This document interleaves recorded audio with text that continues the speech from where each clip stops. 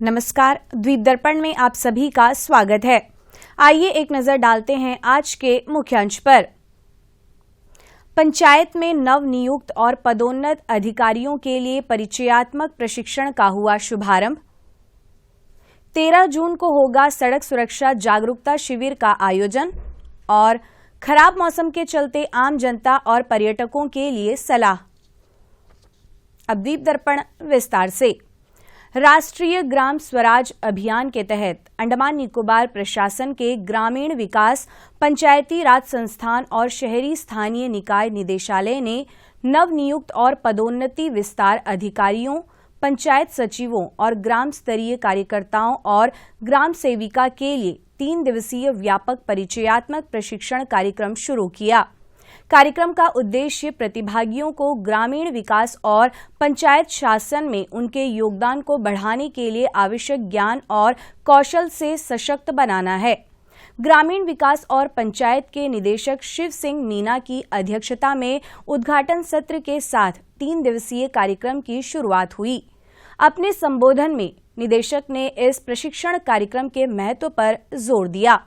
इससे पहले प्रतिभागियों का स्वागत करते हुए ईओ व राज्य नोडल अधिकारी मोहम्मद यूनुस एम ने इस बात पर जोर दिया कि क्षेत्र के प्रमुख अग्रिम पंक्ति के अधिकारियों के रूप में अपेक्षित ज्ञान रखना तथा प्रत्येक भूमिका एवं उसके विशिष्ट कार्यों के बारे में पूरी तरह से अवगत होना बहुत महत्वपूर्ण है।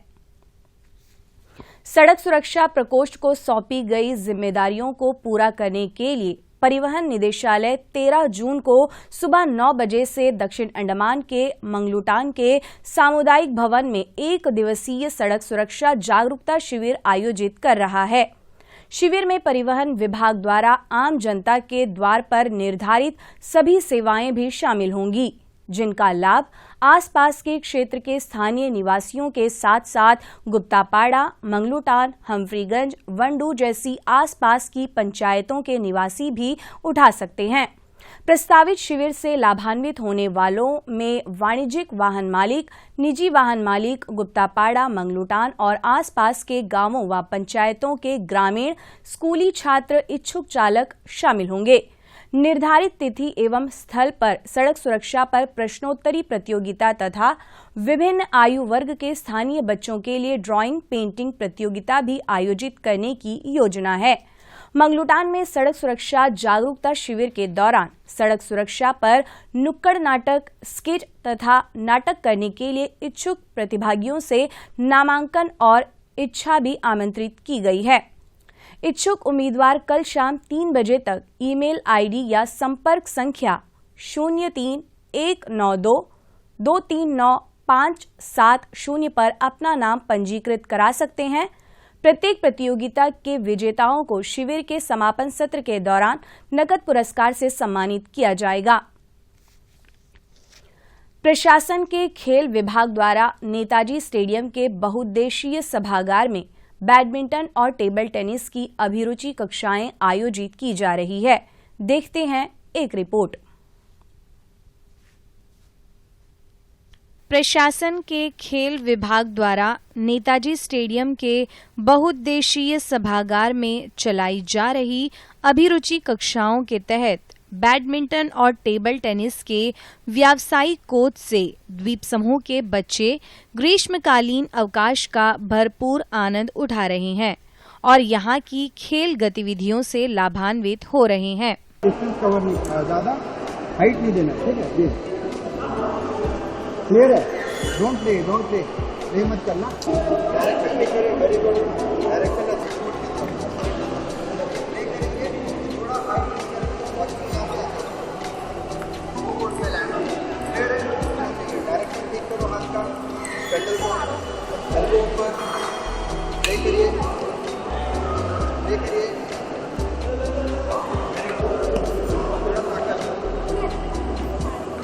मेरे पास आ रहे हैं, देखो ऐसे। चलो प्ले, कमान नीचे, रैकेट नीचे रखिए, पैर उठना नहीं चाहिए सर्विस करने के टाइम पे। हाथ का एल्बो ऊपर रहना चाहिए और ये ठीक है, हल्का सा टक करना चाहिए, ज्यादा हाइट भी नहीं करना चाहिए। थोड़ा सा पावर जनरेट करो, सही आपका पावर जनरेट करो। कोर्ट के अंदर लैंड होना चाहिए। पीछे पीछे लाइन के पीछे बेटा, ये लाइन को क्रॉस नहीं करना चाहिए, लाइन के पीछे रहना चाहिए, ठीक है।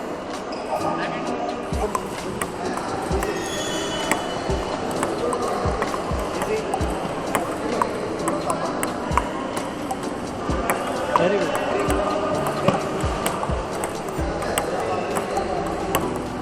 चलो बढ़िया, very good, very good.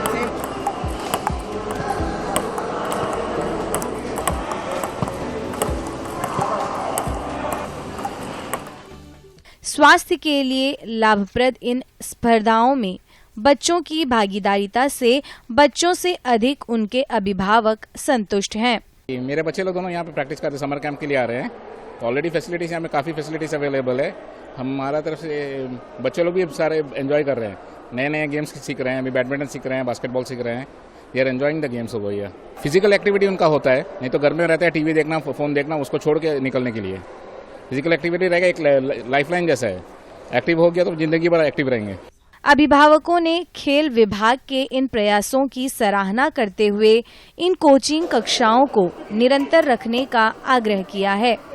Thanks बोलूँगा सबसे पहले मैं सेल्वम सर को, जो स्पोर्ट्स आर्ट और कल्चर डिपार्टमेंट की ओर से जो बच्चों का जो एक अपॉर्चुनिटीज़ दिए हैं। वैसे हम इंटरेक्ट होते थे सर से, सर ने फिर भी अपना बिजी शेड्यूल से निकाल करके बच्चों के लिए इतना कुछ किए हैं। पहले तो मैं फिर से एक बार उनको धन्यवाद बोलूँगा, थैंक्स बोलूँगा। और जैसे अभी बच्चे देख रहे हैं मेरे पीछे खेल रहे हैं, ये हमारे फ्यूचर के स्पोर्ट्स पर्सन्स है, फ्यूचर भी है हमारे फ्यूचर के स्पोर्ट्स पर्सन भी है। यही बच्चे आगे जा कर के हमारे डिस्ट्रिक्ट के लिए खेलेंगे, हमारे आइलैंड के लिए खेलेंगे, फिर उसके बाद में रिप्रेजेंट करेंगे नेशनल इंटरनेशनल लेवल में। तो ये एक अपॉर्चुनिटी दिए हैं, इसके लिए मैं थैंक्स कहूँगा।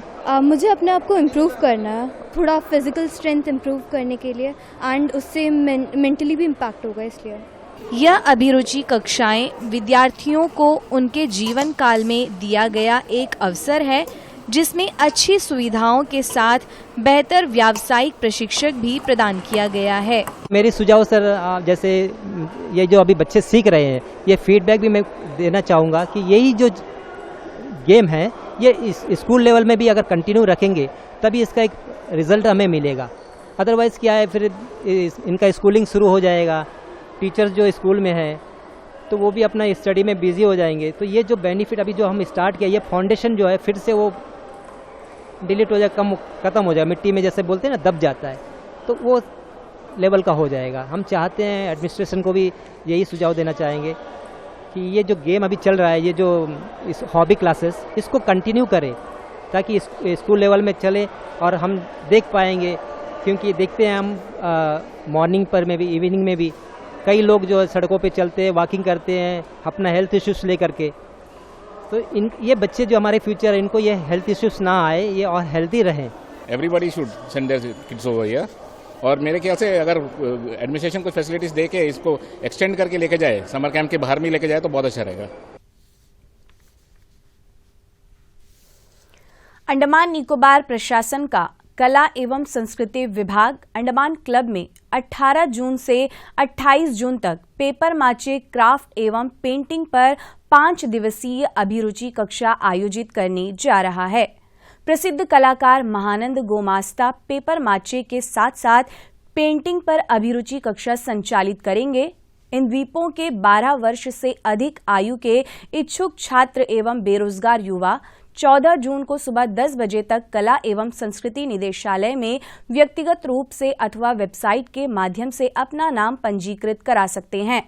कार्यशाला के बारे में विस्तृत जानकारी कला एवं संस्कृति विभाग से सीधे अथवा फोन नंबर 03192 234 775 231 399 पर प्राप्त की जा सकती है।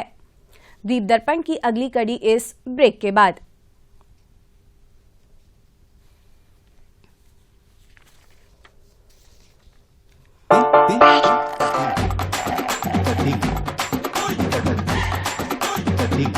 ओपन सनरूफ,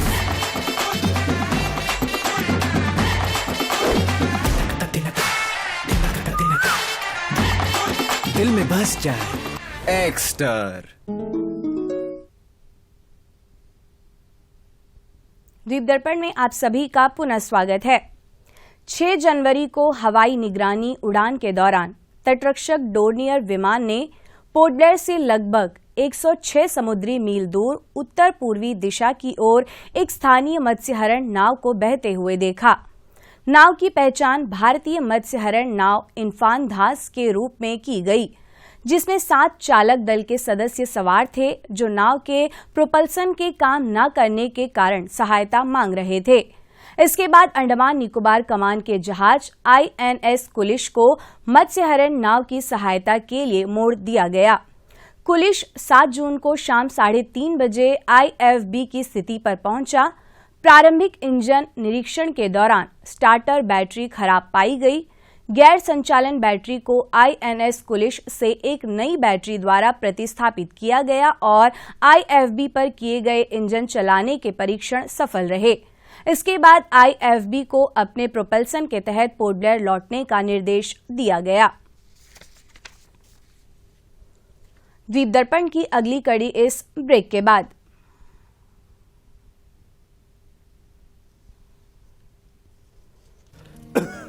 आया गया? नहीं पापा, चाची, कब से खांसी है इनको? महीने भर से होगी। टीवी तो चल जाएगा, लेकिन टीबी का क्या? 2 हफ्ते से ज्यादा अगर खांसी हो ना तो अपने बलगम की जांच स्वास्थ्य केंद्र में करवाइए। हो सकता है आपको टीबी हो। टीबी?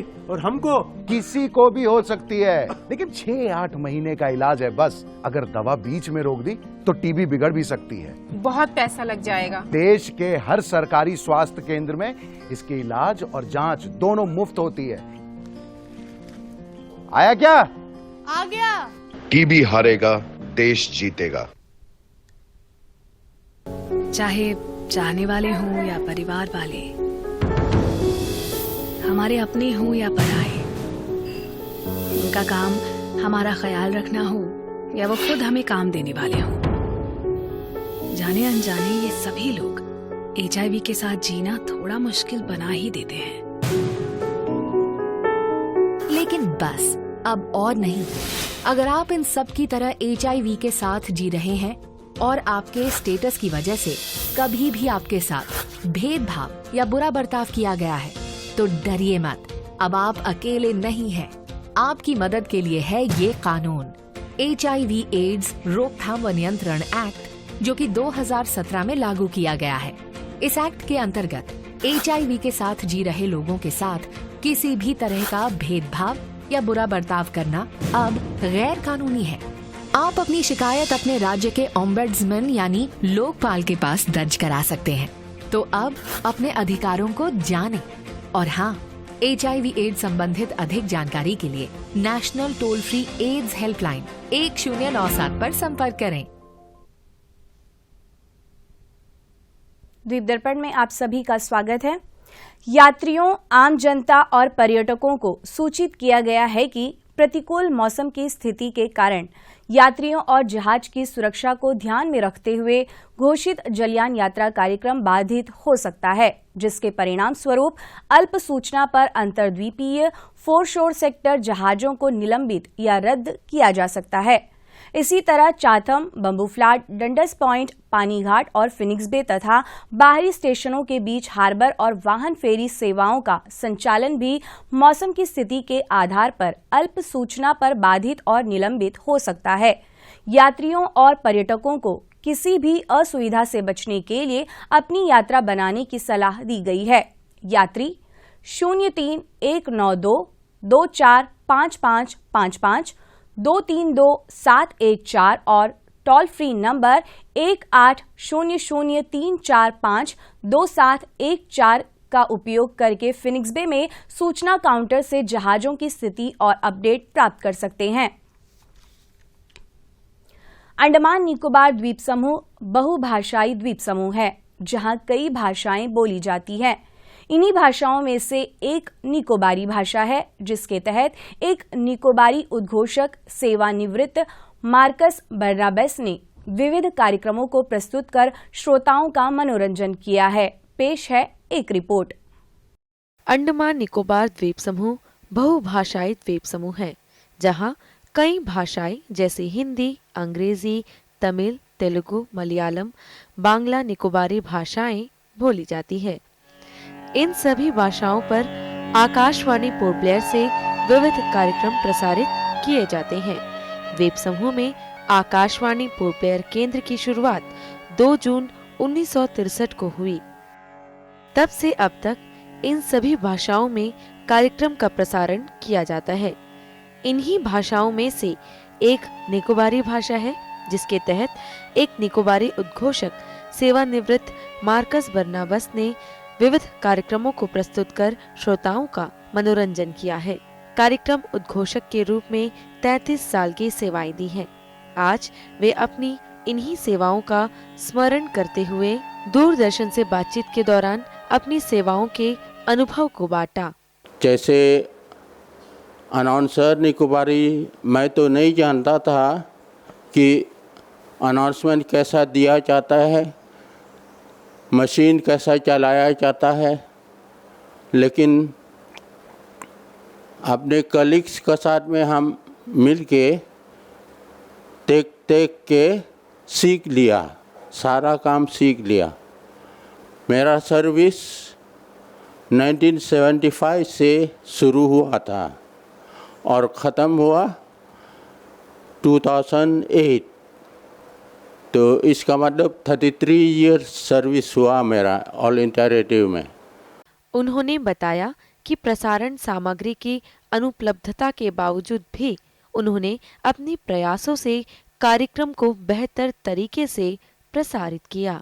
हमारे पास इतना तकलीफ था कि वो मटेरियल नहीं था, ब्रॉडकास्ट के लिए मटेरियल नहीं था, तो हम क्या, जो लोकल निकोबारी था पोर्ट ब्लेयर में, उसी को रिकॉर्ड करके पब्लिक को सुनाया करता था। पब्लिक बहुत खुश हुए हमारे काम से और बिशप साहब से हम मुलाकात किया अपॉइंटमेंट के बाद, तो वो शाबाशी दिया, कहा आके चल के आप ठीक से और कर सकता है। मेरा 33 ईयर सर्विस में जब हम ज्वाइन किया था, तो जैसे आपको मालूम है रेडीमेड मटेरियल नहीं था, तो हमको भेजा गया ओपी रिकॉर्डिंग में car Nicobar, southern group of island और बहुत सारा जगह विजिट किया और रिकॉर्डिंग लेके आया, और वही रिकॉर्डिंग जैसे इंटरव्यू है, मेमोरी है और स्टोरी, पोइट्री, ये सब रिकॉर्ड करके हम ब्रॉडकास्ट किया था। आकाशवाणी पोर्ट ब्लेयर से सेवानिवृत्त होने के बाद भी उन्हें कार्यक्रमों को प्रस्तुत करने का अवसर मिला। और इतना ही नहीं, जब ऑल इंडिया रेडियो को ज़रूरत था हिंदी अनाउंसर का, तो हमको भी असाइनमेंट दिया था। जब कभी भी उनको ज़रूरत होने से तो हमको बुलाया करता था इमरजेंसी के लिए, तो हम परफॉर्म किया हिंदी अनाउंसर, वो भी रिकॉर्ड है ऑल इंडिया रेडियो में।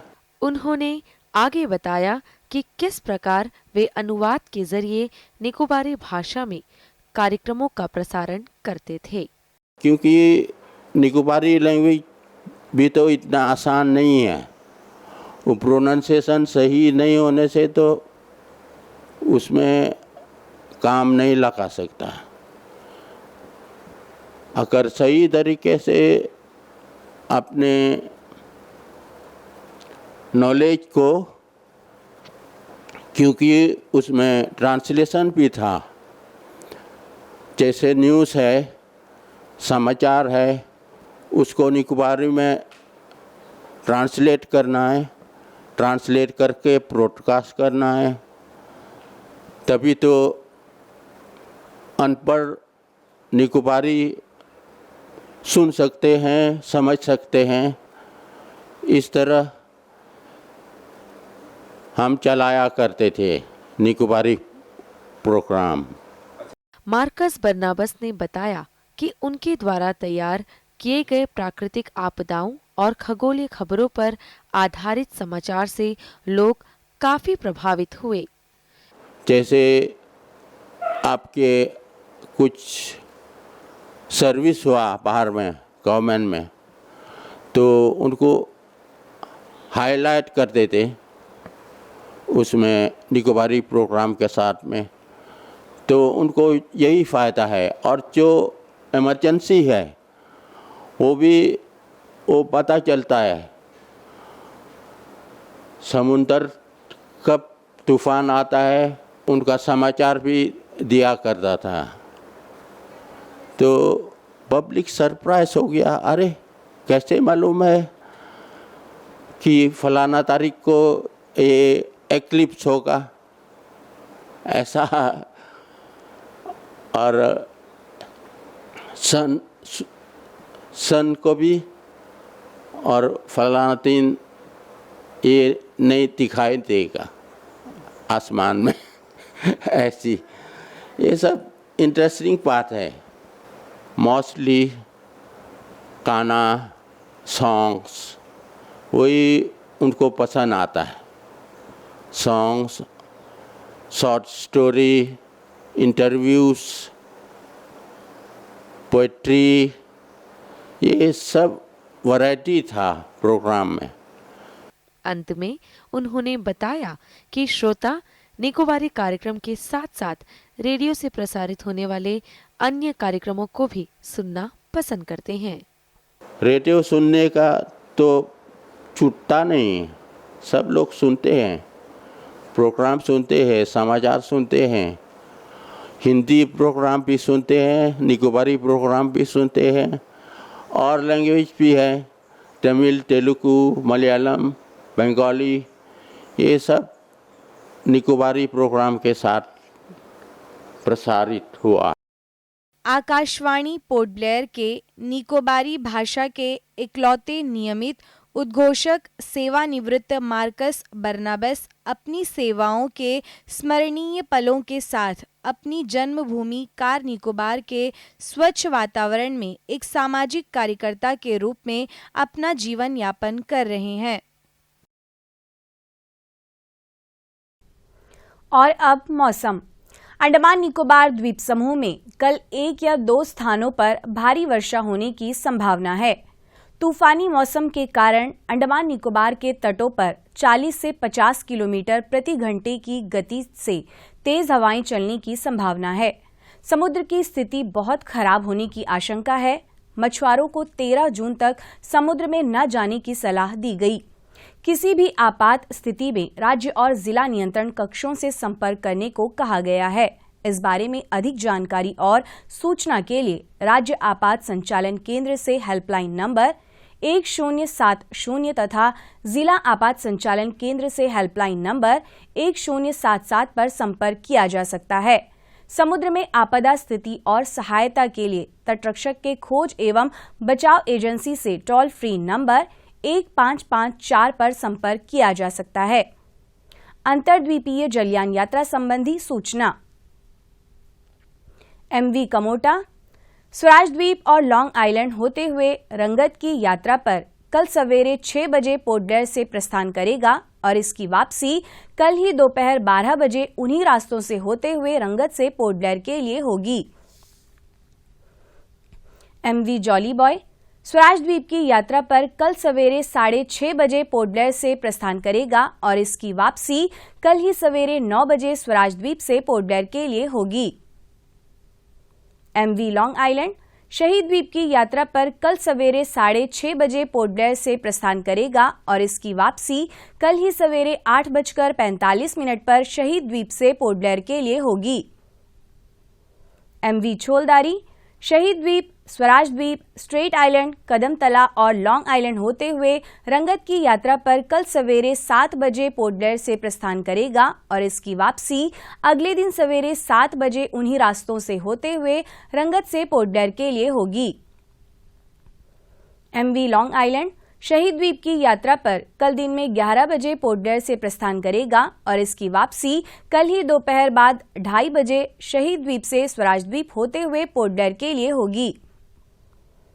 MV बारहटांग स्वराज द्वीप की यात्रा पर कल दिन में 11:30 बजे पोर्ट ब्लेयर से प्रस्थान करेगा और यह जलयान कल ही शाम 3:30 बजे स्वराज द्वीप से शहीद द्वीप होते हुए पोर्ट ब्लेयर के लिए होगी। MV जॉली बॉय शहीद द्वीप होते हुए स्वराज द्वीप की यात्रा पर कल दोपहर बाद 2:30 बजे पोर्ट ब्लेयर से प्रस्थान करेगा और इसकी वापसी अगले दिन सवेरे 5:30 बजे स्वराज द्वीप से शहीद द्वीप होते हुए पोर्ट ब्लेयर के लिए होगी। सभी जलयानों के यात्रा कार्यक्रम मौसम की स्थिति पर निर्भर होंगे। अंत में मुख्य अंश एक बार फिर।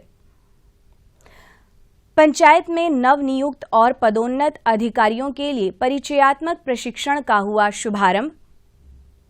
13 जून को होगा सड़क सुरक्षा जागरूकता शिविर का आयोजन और खराब मौसम के चलते आम जनता और पर्यटकों के लिए सलाह। इसी के साथ ही आज का यह द्वीप दर्पण कार्यक्रम यहीं पर समाप्त होता है। नमस्कार।